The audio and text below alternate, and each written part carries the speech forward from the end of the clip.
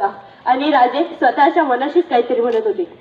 जगदंब, ह्या सिद्धीला आता धडा शिकवायलाच हवा असं म्हणत शिवा आत आला.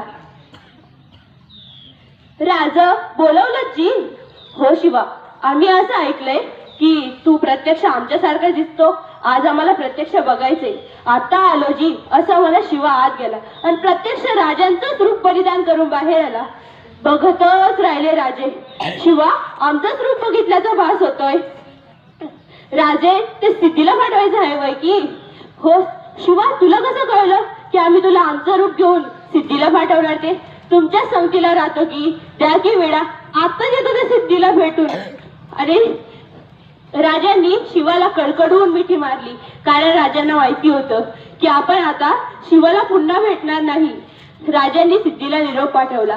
आम्ही तह करण्यासाठी तयार आहोत. आम्ही तह करण्यासाठी तयार आहोत. तेव्हा सिद्धी बोला, बाया ना या दख्खन का चुवा मेरी मुट्ठी में. शिवा सिद्धीला भेटण्यासाठी गेला. गळाभेट झाली. सिद्धी शांत झाला आणि शिवावरती तेव्हा दोन संशय डोळे रोखले गेले होते.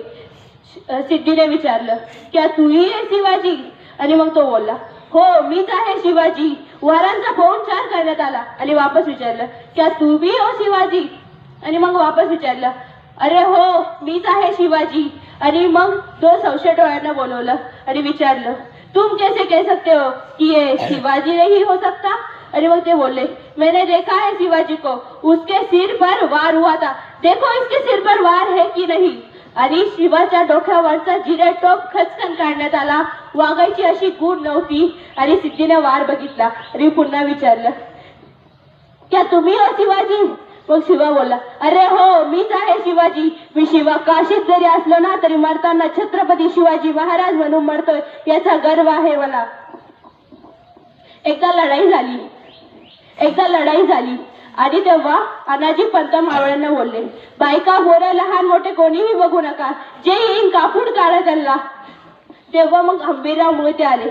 म्हणाले, अनाजी पंत काय चाललंय हे? बायका पोरं आहेत ती. मग ते बोलला, त्यांनी आपल्या बायका पोरांशी कसं वागलंय विसरलात का तुम्ही?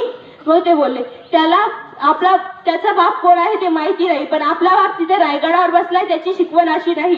पहिला काळ असा होता की स्त्रीकडे कोणी वाईट नजरेनं बघेल त्याला क्रूर मधली क्रूर शिक्षा केली जात होती. म्हणून कोणी स्त्रीकडे वाईट नजरेनं बघत सुद्धा नव्हतं. आपण आता टीव्हीवरती बातम्या बघतोय की एका छोट्या मुलीवर अत्याचार होत आहे. आताच मुलांपेक्षा मुलींचे प्रमाण 800 ते 900 प्रमाणात कमी झालंय. माझा राजा असता तर हे कदापिही सहन केलं नसतं, कारण राजांनी मुलीमध्ये कधीही भेद केला नाही. वाघाची चाल, गरुडाची नजर, स्त्रियांचा आदर, शत्रूचे वर्तन, हेच असावे मावळ्यांचे वर्तन ही माझ्या छत्रपती शिवाजी महाराजांची शिकवण. जय शिव.